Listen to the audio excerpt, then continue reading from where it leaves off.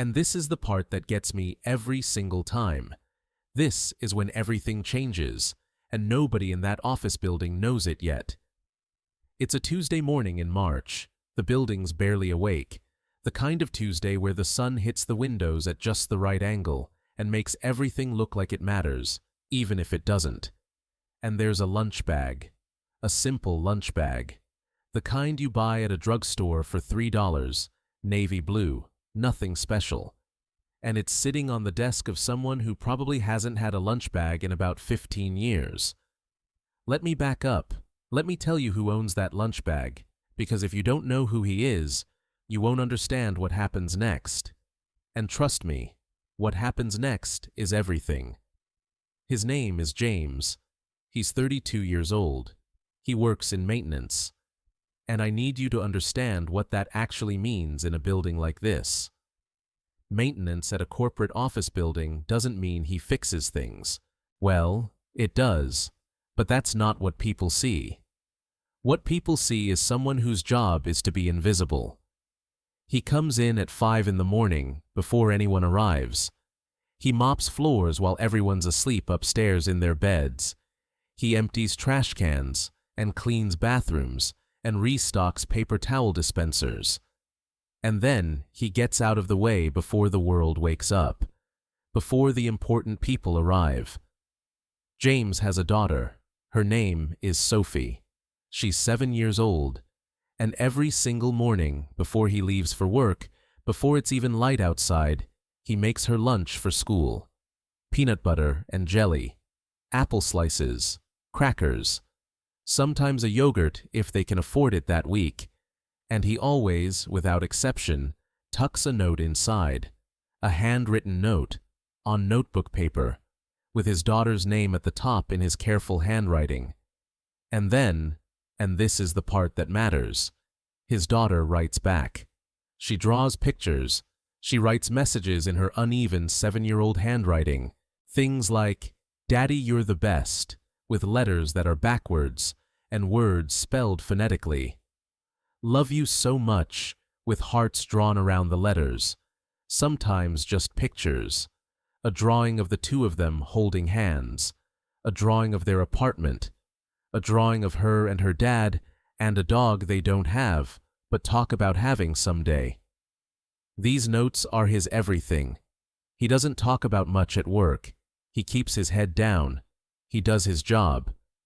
But he reads those notes on his break, sitting alone in the maintenance room, eating whatever he brought from home, looking at what his daughter made for him. And his whole face changes.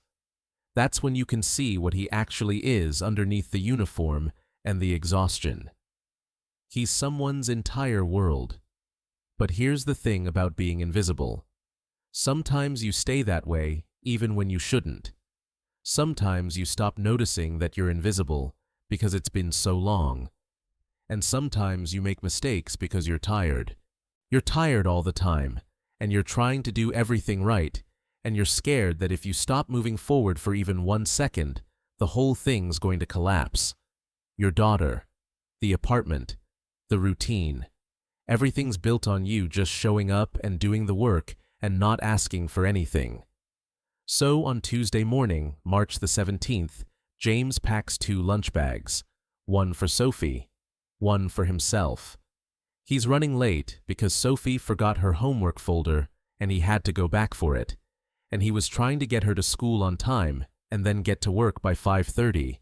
And in that chaos, in that moment of just trying to hold it all together, he grabbed both bags, grabbed them quickly, put them in his backpack. And he didn't think about which one he'd set down when he got to the office.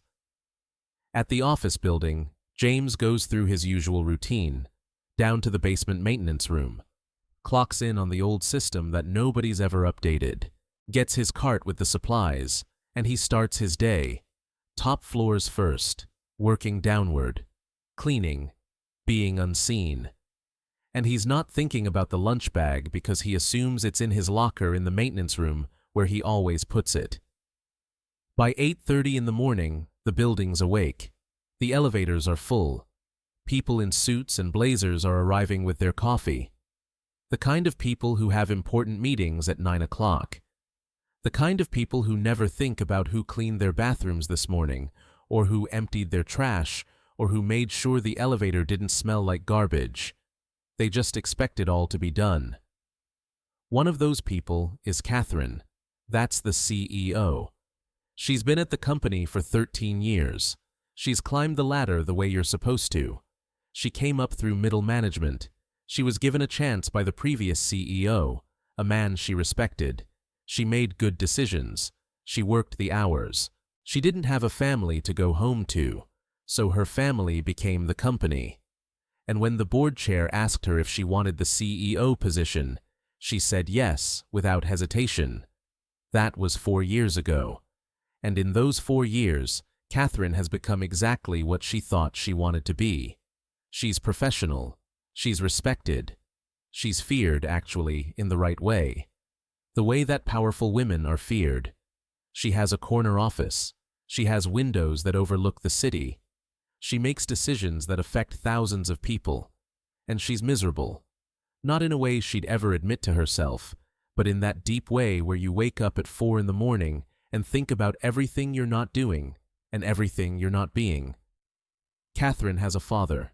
His name is Richard. And Richard has never said he's proud of her, not in those exact words. When she called him to tell him she'd been made CEO, he said, "Well, that's good. That's an accomplishment." And then he asked if her mother was there with her. And Catherine said no, she was alone in her office. And he said, "Oh," in a way that made it clear he thought she should have been with someone. And they didn't really talk after that. Not in the deep way. Not in the way that would have mattered. Richard died 8 months ago. They hadn't spoken in almost 2 years. Not because they'd fought. Not because anything dramatic happened. They just sort of drifted. Catherine was busy. Richard had his own life. And then one day, Catherine's assistant told her that Richard had passed, and she found out from the obituary that had already been published. She found out from a notification on her phone that someone had tagged her in something. And in that moment, standing in her office, Catherine realized she'd never actually know him.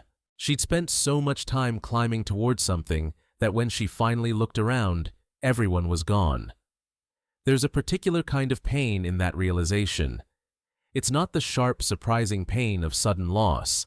It's the slow, creeping understanding that you missed something while you were busy. That you were in the same city, the same world even, but you were never quite present. Catherine remembers the last actual conversation she had with her father. It was on the phone. She was in a car. He was calling to tell her he'd seen her mentioned in the company newsletter. And instead of sitting with that moment, instead of asking him about his week or telling him about hers, she'd said something like, "That's great, Dad, but I'm heading into a meeting." And that had been it. That had been the last real words between them. She thinks about it now. She thinks about how easy it would have been to stay on the phone for 5 more minutes, how little it would have cost her, how much it would have meant to him. But she'd been moving forward, climbing up, and the people below you just sort of fade away. And now she carries that. Now she gets to her office at 6 in the morning because she can't sleep anyway, and she sits at her desk with her coffee and her email, and she pretends that all of this matters, that the quarterly earnings matter, that the restructuring matters, that making another $1 million for shareholders matters. But it doesn't feel like anything anymore. It just feels like movement. Like she's moving, but not going anywhere. And it's 8:35 on a Tuesday morning when James walks into Catherine's office with his cleaning supplies and his cart and his head down, and he's not paying attention because he's thinking about Sophie's soccer practice after school and whether he has enough money for new cleats this month, and he's placing her lunch bag, Sophie's lunch bag, the one with the notes inside. He's placing it on Catherine's desk because he thinks that's where he left it. Because in the chaos of the morning, he's confused which bag is which. And he doesn't realize his mistake. He just leaves it there, goes back out, continues his route, cleans the next office, the next bathroom, the next floor. and he doesn't think about it again for another few hours. But Catherine comes into her office at 9:15 for a meeting that got pushed up, and she sees the lunch bag sitting there on her desk, and for a second she's confused. And then she thinks maybe someone brought her something. Maybe someone left her something thoughtful. And she opens it, and inside is a sandwich, apple slices, crackers, and a note. A handwritten note on notebook paper. And the handwriting is uneven. The handwriting is a child's handwriting. And it says, "Dear Daddy, I hope you have the best day ever. I love you so much. Love, Sophie." And Catherine just sits there. She doesn't move. She's holding this note from a child she doesn't know to a father she's never met. She sets it down on her desk carefully, as if it might break. As if this small piece of paper is the most fragile thing in her corner office. And she reads it again. And then again. Her eyes trace over the uneven letters, the backwards S in Sophie, the way the letters are larger and more careful than the younger ones. She can see the concentration in the handwriting. She can see a child trying very hard to say something important. The words, "I hope you have the best day ever," sit on her desk, and Catherine realizes she cannot remember the last time anyone has wanted that for her. Not because people are cruel, but because nobody thinks about it. Nobody writes it down. Nobody takes a piece of paper and sits down with a crayon and takes the time to wish something good for her specific day. She has hundreds of emails, thousands of messages, but nothing like this. Nothing with this kind of intention. Nothing written by someone who loves the person they're writing to more than they love anything else in the world. Something in her breaks open. Something that's been closed for a very long time. And this is the part that gets me. This is the part I still think about when I'm trying to fall asleep. Catherine reads that note again, and she's sitting in a corner office that overlooks a city with 1,000,000 people in it, and she's completely alone, and she's reading these words written by a child about love for a father. And she's thinking about Richard. She's thinking about how she never wrote him notes. She's thinking about how he died, and she found out from an obituary. She's thinking about how she's been so busy becoming someone that she forgot to be someone to the people who loved her. The tears come without warning. Catherine is not someone who cries at work. Catherine is not someone who falls apart. But she's holding a piece of notebook paper with a child's handwriting on it, and she's alone in her office. And suddenly, she's sobbing. Real sobs. The kind that come from deep in your chest. And she's thinking about all the ways she failed. She's thinking about the phone call where she said she had a meeting. She's thinking about the Christmas cards from Richard that she kept meaning to respond to but never did. She's thinking about how many times he probably wanted to call her and decided not to, because he knew she was busy, because he loved her enough to step out of the way of her ambitions. And now he's gone, and she'll never get to say thank you for that. She'll never get to say that she understood. She'll never get to say she was wrong about what matters. Now, James doesn't realize what happened. He's in the maintenance room on his break, and he opens his locker to get his lunch, and his lunch isn't there. And his heart just drops. He's got about 30 minutes before he needs to get back to work, and his lunch isn't there, and he's standing there trying to figure out what he did with it. Did he leave it at home? Did he drop it somewhere? Did it fall out of his backpack? And he's thinking about how he'll just not eat today, because that's what he does when he messes up. He just absorbs it. He goes without. And he's walking back up through the hallways to see if maybe he dropped it somewhere, and he's getting close to the executive floor, and he's starting to feel panicked because he never goes up there. That's not where he's supposed to be. And he's about to turn back when he hears footsteps coming toward him. It's Catherine. She's carrying the lunch bag. And she looks at him, and he looks at her, and for a moment they're both just frozen, because neither of them really knows what's happening. And Catherine says, "Is this yours?" And James says, I'm sorry. I shouldn't have left that up here. I was cleaning your office and He's scrambling. He's embarrassed. He's trying to explain. His face is already red. His hands are already moving to take the bag, to apologize, to disappear back into the walls where he belongs. And Catherine holds it out of reach, not to be cruel, but to make him wait, to make him look at her. And she says, "Your daughter writes you nice notes." And that's when James realizes. That's when his face goes absolutely pale. She's read it. She's read the note. She's read the most private, intimate thing in his life. The thing he'd never show anyone else. The thing that's just between him and Sophie. His chest tightens. His mind races through what could happen. Is he in trouble? Are maintenance workers not supposed to have personal items in the office? He opens his mouth, but nothing comes out. And before he can say anything, before he can apologize, Catherine says something else. Her voice is different now. It's softer. It's almost cracked, like she's been crying, and James looks at her face more carefully and realizes she has been. She says, "I'm sorry, I shouldn't have read it, but I did. And I'm glad I did."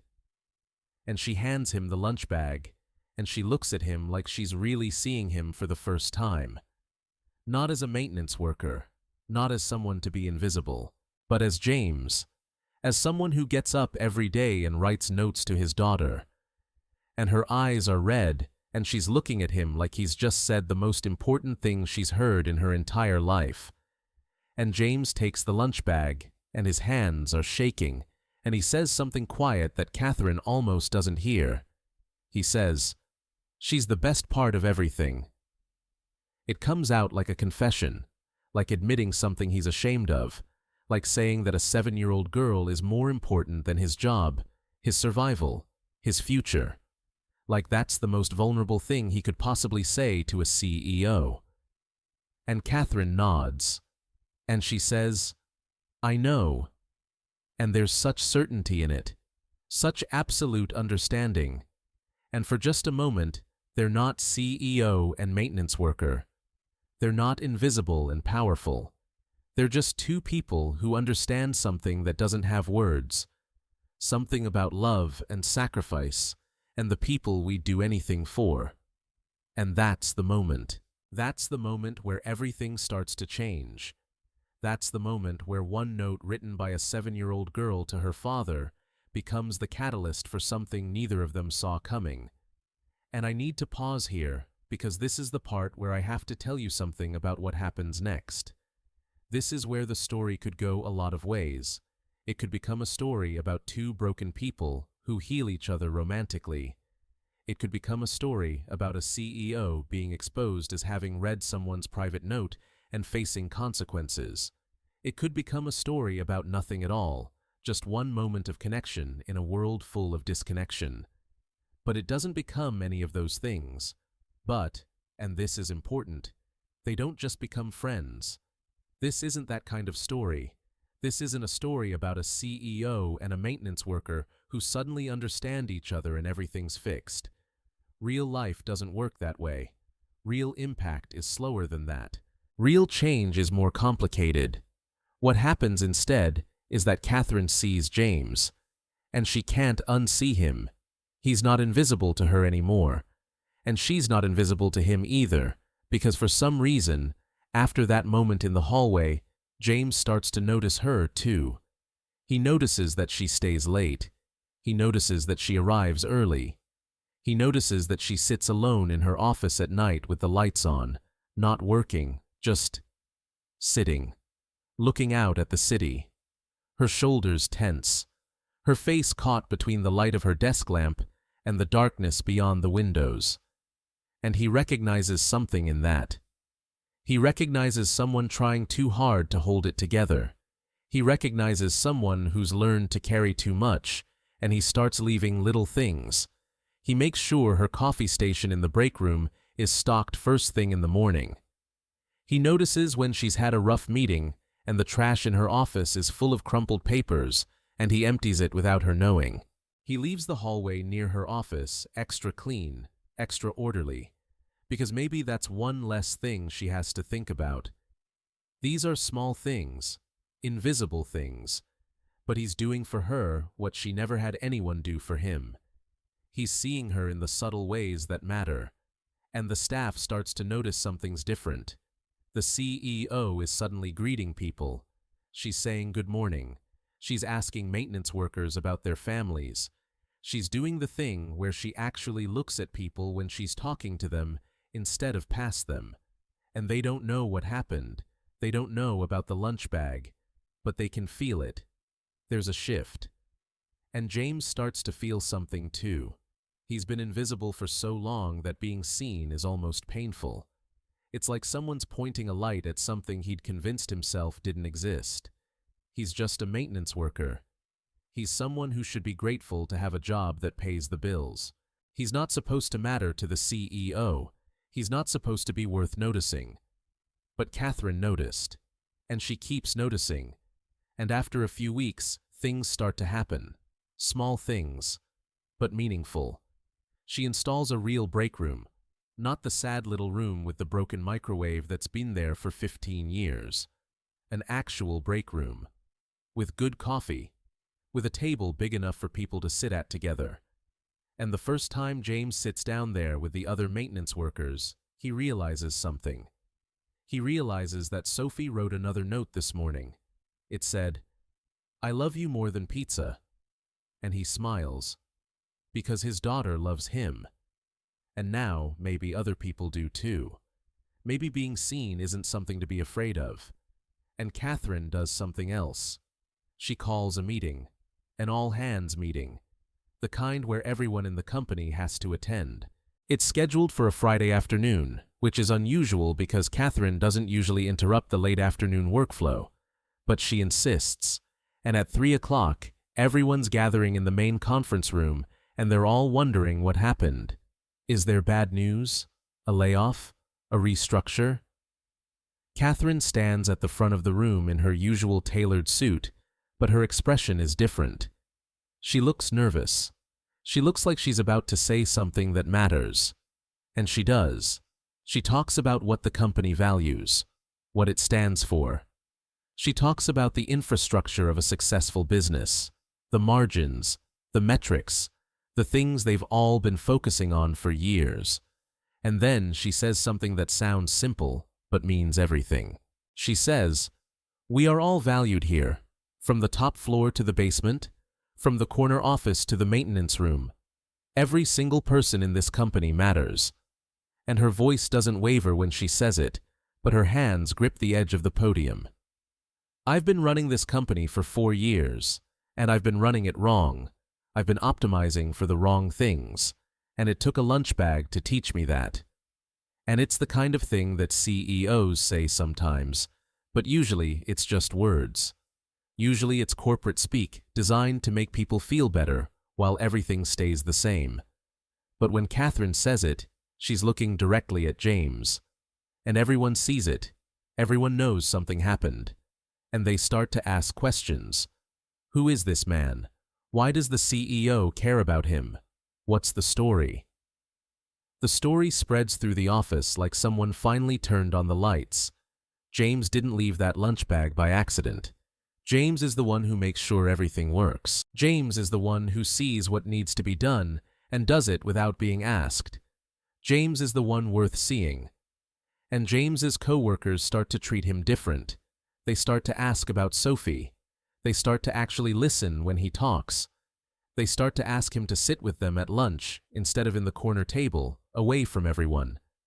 They start to see him. They start to ask his advice on things and actually respect what he says, because suddenly there's evidence that James is worthy of respect. The CEO herself said so. And the maintenance room, which used to feel like a place of exile, starts to feel like a place where people actually belong, where the work you do is acknowledged, where you're part of something that matters.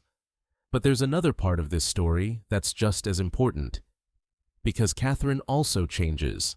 After reading that note, after hearing James say she's the best part of everything, Catherine does something she hasn't done in 8 months. She calls her mother. It's a Tuesday evening. Catherine is still in her office. Everyone else has gone home. And she takes a breath and dials the number, and her mother picks up and says hello. And Catherine just starts crying. She can't help it. She tells her mother everything. She tells her about the lunch bag. She tells her about the note from a 7-year-old girl. She tells her about how it made her think about Richard. She tells her she's been so busy becoming someone important that she forgot that important people need other people. That we all do. That she would give everything she's built if she could have 5 more minutes with her father. And her mother cries too. And they talk for 3 hours. Not the kind of talk where someone gives advice or tries to solve the problem, but the kind of talk where 2 people just speak truth to each other. Catherine's mother tells her stories about Richard that Catherine never knew. That he was proud of her, yes, but not in the way Catherine thought. He wasn't proud of her title or her salary. He was proud that she was kind, that she had ambition, that she cared about doing things right. Catherine's mother tells her that Richard kept every promotion announcement Catherine had ever sent him in a drawer by his bed, that he'd read them again when he couldn't sleep, that he'd shown them to his friends at the coffee shop where he went every morning, and Catherine realizes that the problem was never that Richard didn't love her. It was that she didn't believe she could be loved while also being ambitious. She thought you had to choose. You had to be someone important, or you had to be close to people. You couldn't do both.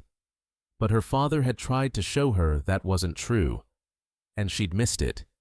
And Catherine realizes something. She realizes that she spent so much time becoming important that she forgot to become close. She became successful and lost connection.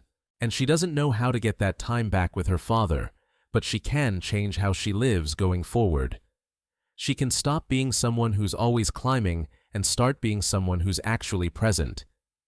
For the first time in her adult life, Catherine decides that being happy might be more important than being powerful. And it terrifies her.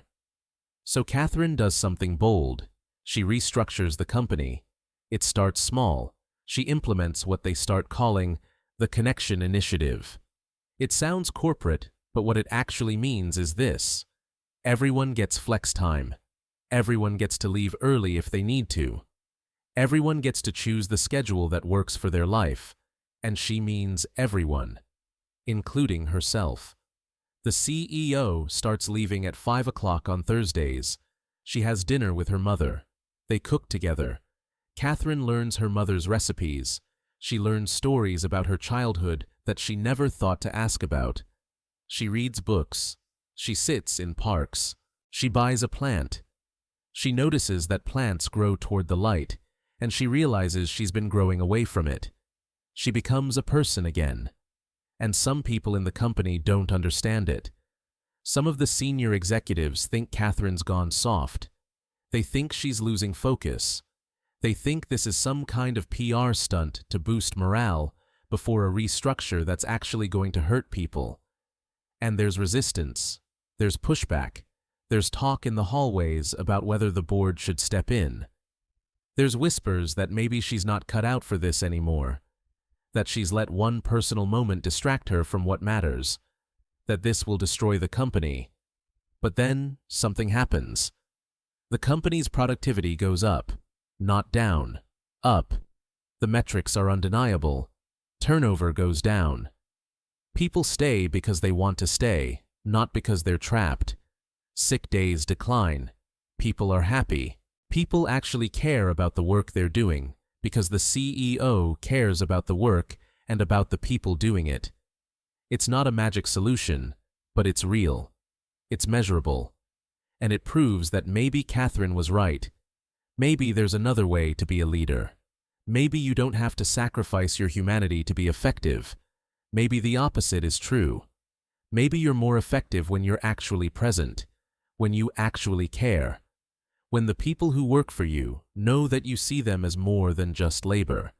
And James starts to get promotions, not because of favoritism, but because Catherine sees his talent. She realizes he's not just good at maintaining buildings. He's good at maintaining people. He's good at caring about details. He's good at showing up when he says he's going to show up, and she offers him a position as facilities director, a real job, with health insurance, with a salary that means Sophie can get her soccer cleats, a salary that means he can breathe a little. And he almost says no. He's so used to being invisible that being seen feels wrong. It feels like something's being taken from someone else. But Catherine tells him something that changes his mind. She tells him that his daughter wrote those notes to tell him that he's worth something, that he matters, and that it's time he believed it too. So James takes the job. He sits down with Sophie that evening and explains it to her carefully. He tells her that the woman in the big office saw her note. He tells her that because Sophie took the time to write those words, Catherine remembered that what matters isn't the title on your business card. It's the people who love you.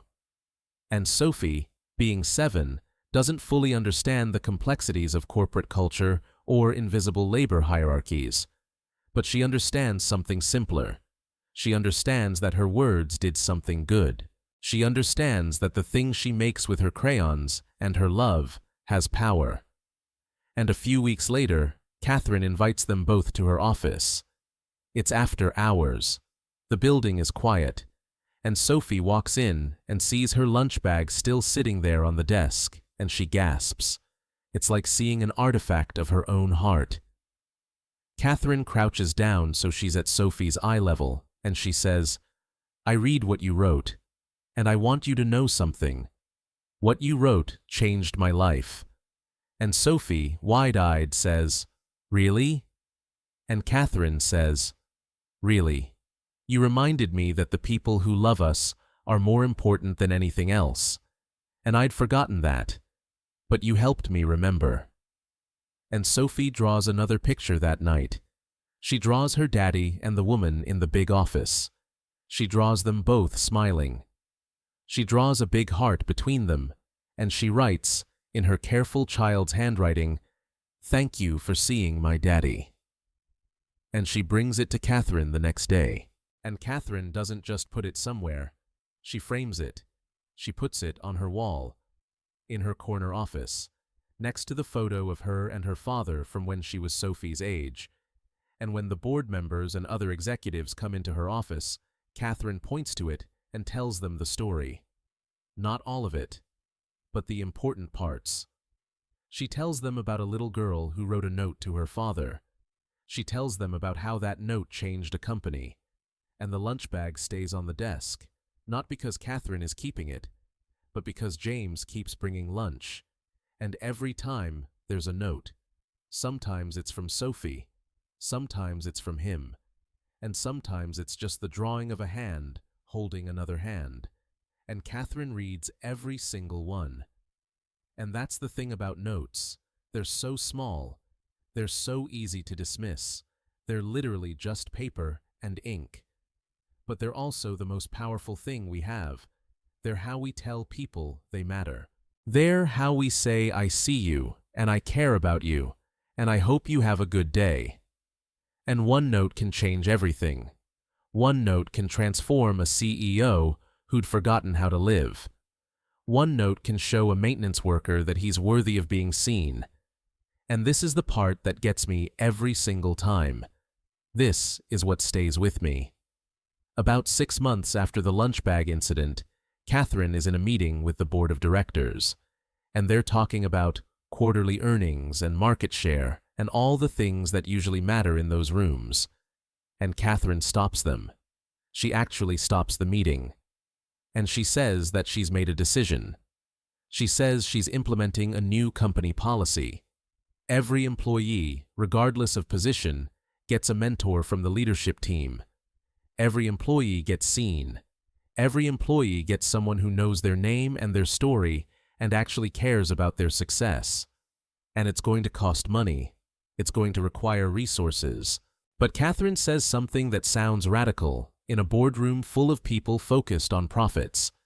She says, "A person who feels seen becomes a person who can see others. And a company full of people who see each other becomes a company that actually matters.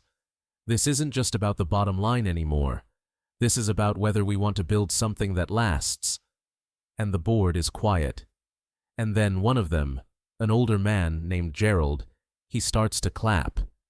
And he talks about how his own father worked maintenance in a factory for 40 years, and how nobody ever saw him, and how his father died thinking he was nobody, and how he doesn't want to build a company like that.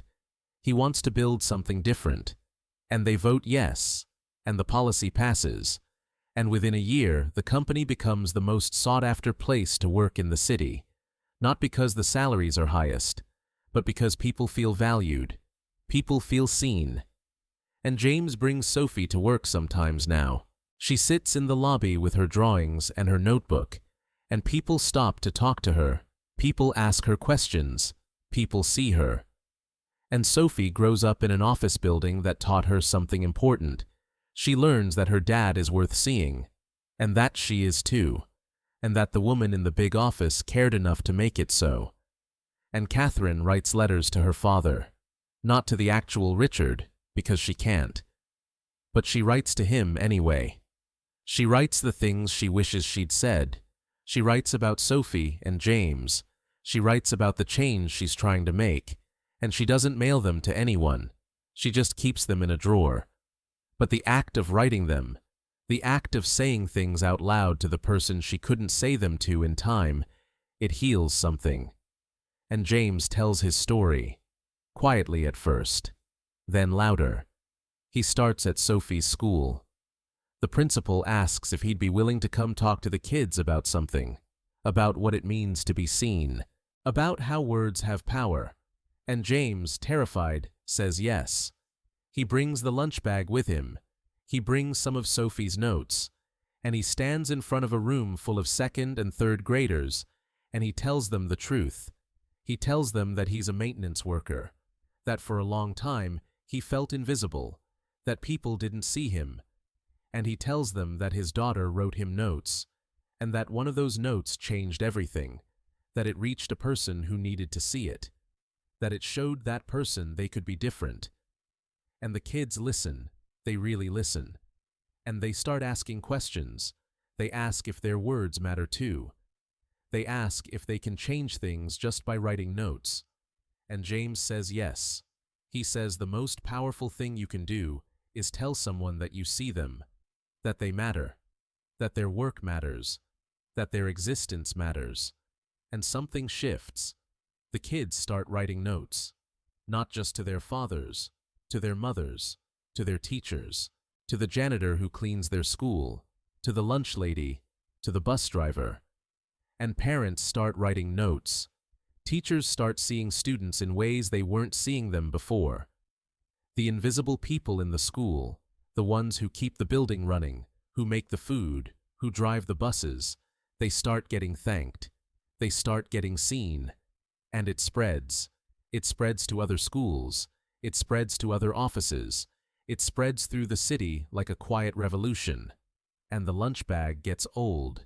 It gets worn. The blue fades. But James doesn't replace it. He keeps using it. Because that lunch bag is the object where everything changed. That's the object where invisible became visible.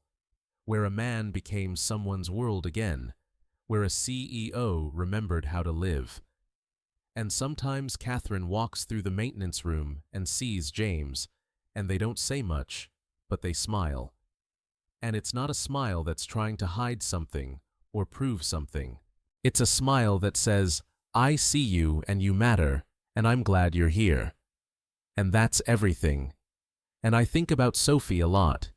I think about how she's growing up in a world where her father is visible, where people know his name, where he gets to be proud in public and not just in his heart, where she gets to see her father valued, where she learns that the work he does matters, that the person he is matters.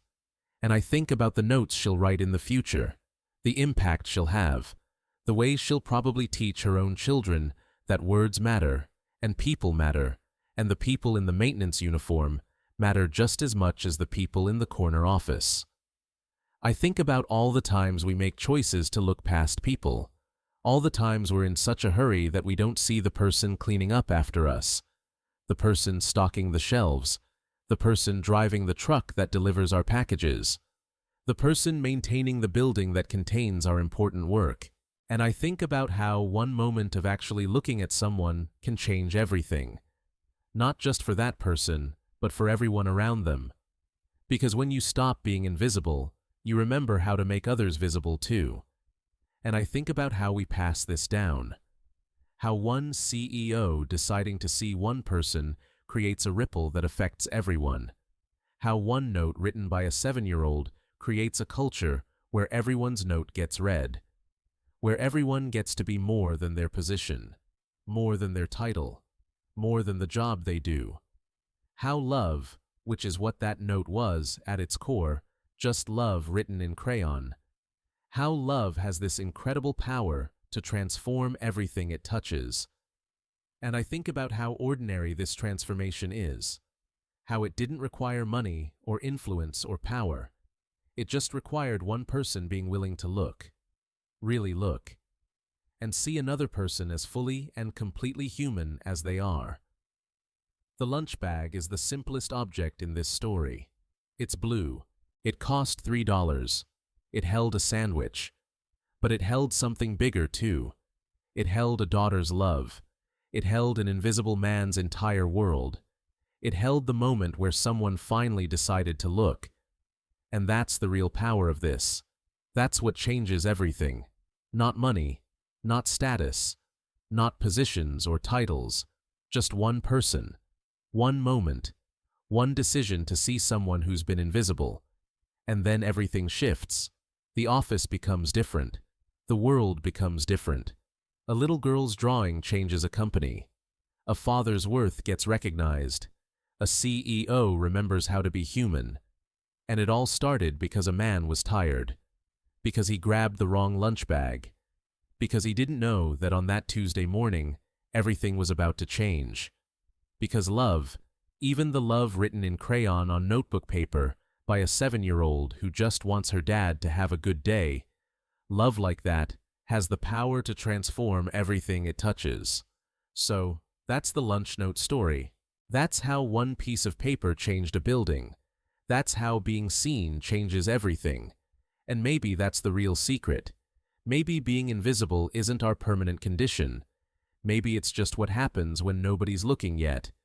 Maybe all we need is for someone to finally pay attention, someone to read the note, someone to care, someone to say, yes, you matter too.